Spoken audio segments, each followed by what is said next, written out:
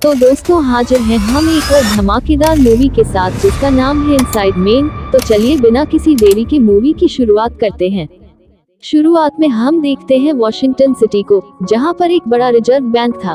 कुछ लोग अपनी कार में उस बैंक की तरफ जा रहे थे और दूसरी तरफ बैंक में सारे लोग अपना काम मन लगा कर रहे थे।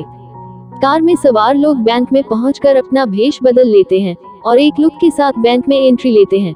बैंक के सिक्योरिटी वाले कुछ समझे उससे पहले ये सभी लोग अपनी गन निकाल कर सारे लोगों को कहते हैं नीचे बैठ जाओ, और अगर नीचे नहीं बैठे तो हम आप सबकी ऊपर की टिकट काट देंगे। सारे लोग डर के मारे जमीन पर लेट जाते हैं। वो सभी लोग बैंक लूटने के लिए आए थे और कोई भी इंसान हाथ चालाकी करता तो ये सभी लोग उसे भून के रख देते। बाहर की ओर भी एक पुलिस वाला था जो देखता है कि सवेरे के दिन बैंक का दरवाजा क्यों बंद है। तभी एक चोर उसे बाहर रुकने के लिए कहता है और वार्निंग देता है कि कोई भी चालाकी की तो तेरी पेन पीली के साथ पीली भी कर देंगे। पुलिस वाले की फटकर 4 हो चुकी थी, इसीलिए वो अपनी फोर्स को कॉल करता है और मदद मांगता है। दूसरी साइड हम एक पुलिस वाले को देखते हैं जो अपनी बीवी के साथ लुकम छुपाई वाली बातें कर रहा था। तभी एक आदमी आता है और इस पुलिस वाले को बैंक डकैती की इंफॉर्मेशन देता है। रॉक यानी ये पुलिस वाला निकल जाता है बैंक जाने के लिए, क्योंकि उसके पैरों के तले जमीन खिसक चुकी थी जब उसने ये बैंक वाली खबर सुनी। सिर्फ आधे घंटे में ढेर सारे पुलिस वाले और कई कमांडो उस बैंक के बाहर पहुंच जाते हैं। तीसरी ओर हम बैंक के ओनर को देखते हैं जिसे बैंक डकैती खबर मिल चुकी थी और ये सुनकर उसके रोंगटे खड़े हो चुके थे। रॉक पहले उस पुलिस वाले से बैंक के माहौल का पता करता है कि आखिर क्या चल रहा है बैंक के अंदर चोर भी अपने प्लान के मुताबिक आगे बढ़ रहे थे। उन्होंने बैंक कर्मचारियों को और आम जनता को एक साइड में कर दिया था ताकि वक्त आपने पर वो जल्दी बैंक कर्मचारियों को ढूंढ ले। उन लोगों को सभी लोगों से सेल फोन यानी मोबाइल छीन लिए थे ताकि कोई बिक में उन लोगों की उंगली ना करे। एक आदमी चोरों से झूठ बोलता है कि मेरे पास मोबाइल नहीं है, लेकिन चोर शातिर थे इसीलिए वो एक ही सेकंड में उसका झूठ पकड़ लेते हैं और बाद में उस आदमी को मार मार कर बुरा हाल कर देते हैं। सारे चोर ने सबकी अच्छी तरह से जांच करने के लिए सारे लोगों के कपड़े उतरवा दिए थे। बाद में उन लोगों को पता चला कि अब किसी के पास कोई भी सामान नहीं है जो उनके रास्ते की रुकावट बने। उसके बाद सारे लोगों को उन सब के कपड़े वापस कर देते हैं। बैंक के एक कर्मचारी को दिल की बीमारी थी और वो चोरों के बॉस से गिड़गिड़ा रहा था कि मुझे बाहर जाने दो। चोरों के बॉस को उस पर रहम आ जाता है, इसीलिए वो उसे इज्जत के साथ बाहर भेज देता है। पुलिस वाले बाहर थे लेकिन साथ में मजबूर भी थे, क्योंकि वो सभी चाहकर भी अंदर नहीं जा सकते थे क्योंकि उन लोगों का एक गलत कदम और अंदर सारे लोगों का भेजा गरम। बैंक का ओनर एक लेडी से मिलता है जो एक गवर्नमेंट एजेंट थी, क्योंकि बैंक के ओनर का एक बॉक्स उस बैंक के अंदर था जिस बैंक में चोरों ने डाका डाला था, और बैंक के ओनर को वो बॉक्स किसी भी हाल में चाहिए था और वो भी सही सलामत। वो बॉक्स बैंक के ओनर के लिए इतना कीमती था कि उसके अंदर क्या है वो किसी को बताना नहीं चाहता था, सरकार को भी नहीं। बैंक में से कुछ लोग जो चोर के वेश में थे वो सभी बाहर निकलते हैं और तभी पुलिस वाले उन लोगों को पकड़ लेते हैं। पुलिस वाले उन सभी का नकाब उतारते हैं। तब उन लोगों को पता चलता है कि हमारा तो पोपट हो गया है। दूसरी ओर बैंक के ओनर को किसी की भी नहीं पड़ी थी, उसे तो सिर्फ अपना बॉक्स वापस चाहिए था। इस साइड पुलिस वाले उन लोगों से बातचीत कर रहे थे जिन लोगों को चोरों ने रिलीज किया था, लेकिन उन लोगों से भी पुलिस वालों को कुछ खास पता नहीं चलता कि आखिर चोरों की गैंग अंदर करना क्या चाहती है।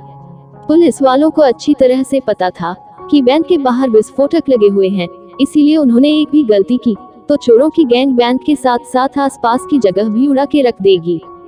चोरों की गैंग अंदर 5 घंटों से बैंक के अंदर थी, इसीलिए उन लोगों को और किडनैप किए हुए लोगों को अब भूख लगी थी, इसीलिए बाहर पुलिस वाले सभी के लिए खाने का अरेंजमेंट कर रहे थे।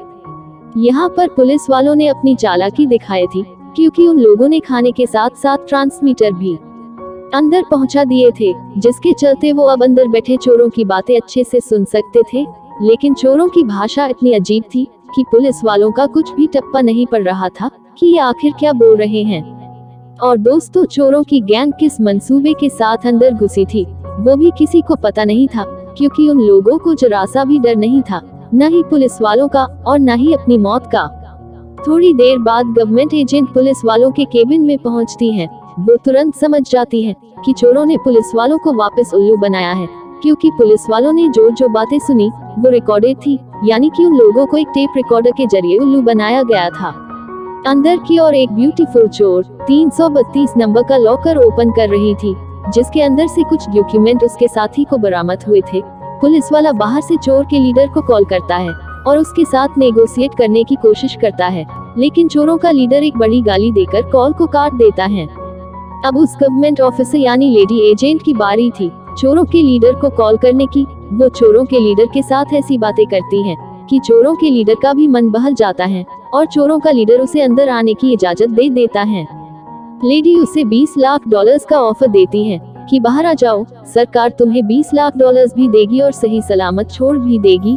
लेकिन चोर को ये अच्छी तरह से पता था कि औरत बैंक के ओनर के लिए ये सब कह रही है, लेकिन चोरों का लीडर उसके बहकावे में नहीं आता और उसके ऑफर को लात मारकर साइड में कर देता है। चोरों के लीडर को पता था कि लेडी एजेंट को बैंक के ओनर का डिपॉजिट बॉक्स चाहिए, लेकिन चोरों का लीडर वो बॉक्स देने के लिए तैयार नहीं था। चोरों का लीडर इतना कॉन्फिडेंट था कि उसने अपनी बाहर निकलने की प्लानिंग भी लेडी को बता दी थी कि हम मेन डोर से ही बाहर निकलेंगे सभी के सामने, और जिस किसी ने भी अपनी माँ का दूध पिया हो तो वो रोक कर दिखाए। अंदर हुई सारी बातें लेडी रॉक को बताती है। रॉक अच्छे से समझ गया था कि चोर बड़ा तहलका मचाने के चक्कर में है। चोरों की एक बात से रॉक काफी परेशान हो चुका था, क्योंकि चोरों से एक प्लेन यानी हवाई जहाज की डिमांड की थी, क्योंकि चोरों की गैंग उसी हवाई जहाज में वहां से भागना चाहती थी। डिमांड पूरी करने से पहले रॉक अंदर बैंक में जाता है, ये देखने की सारे किडनैप किए हुए लोग सही सलामत है या नहीं। रॉक देखता है कि सारे लोग सही सलामत है और चोरों ने उन सब लोगों को जरा सा भी नुकसान नहीं पहुंचाया। लेकिन अंदर चोरों का प्लान कुछ और ही चल रहा था, क्योंकि वो बारी बारी से अंदर एक गड्ढा कर रहे थे, लेकिन उस गड्ढे के बारे में रॉक को बिल्कुल भी पता नहीं था। उसका फोकस सिर्फ और सिर्फ चोरों की डिमांड पर था, क्योंकि प्लेन के साथ रॉक 2 बसों का भी इंतजाम करना था। दूसरी ओर कामडो का लीडर अंदर घुसने की प्लानिंग कर रहा था, लेकिन उसे अच्छे से पता था कि अंदर गए तो आम लोगों की जान को भी खतरा होगा, क्योंकि उस वक्त पर चोरों की गैंग किसी को नहीं छोड़ेगी और जो भी उसके रास्ते में आएगा उसे साफ करके रहेगी। और इन सब ने रॉक भी कमांडो के साथ था, क्योंकि सभी खतरा वो अपने ऊपर लेने के लिए तैयार था, और अगर किसी मासूम की जान गई तो उसकी जिम्मेदारी भी रॉक लेने के लिए तैयार था। लेकिन रॉक के कोर्ट में एक ट्रांसमीटर था, जिसके जरिए चोरों की गैंग ने उसके प्लान का पर्दाफाश कर दिया था। अंदर की और चोरों की गैंग भी तैयार थी सभी लोगों से निपटने के लिए, और कमांडोज भी अब पीछे हटने के लिए तैयार नहीं थे।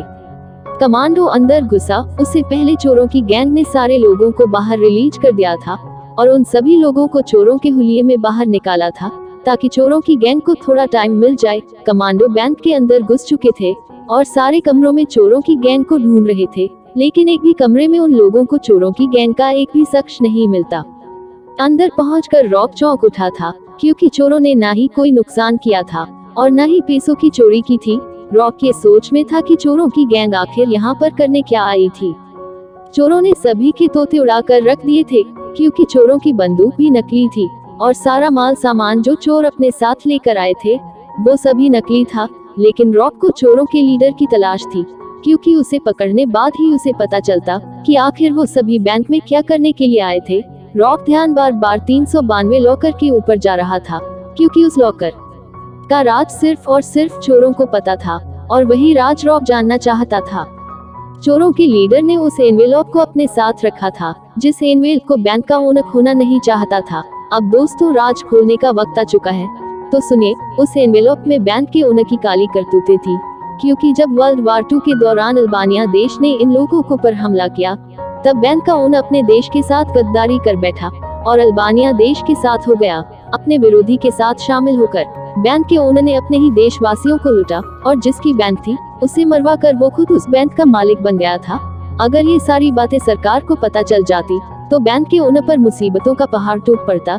इसीलिए वो 392 बॉक्स को राज रखना चाहता था। चोरों का लीडर रॉक को एक कागज भेजता है, जिसमें बैंक के ओनर की काली करतूतें थी। रॉक तुरंत बैंक के ओनर को गिरफ्तार करने के लिए निकल जाता है, लेकिन बैंक का ओनर भी बड़ा ही मास्टरमाइंड था। वो ढेर सारी रिश्वत देकर रॉक को खरीद लेता है और सारे सबूत मिटा देता है।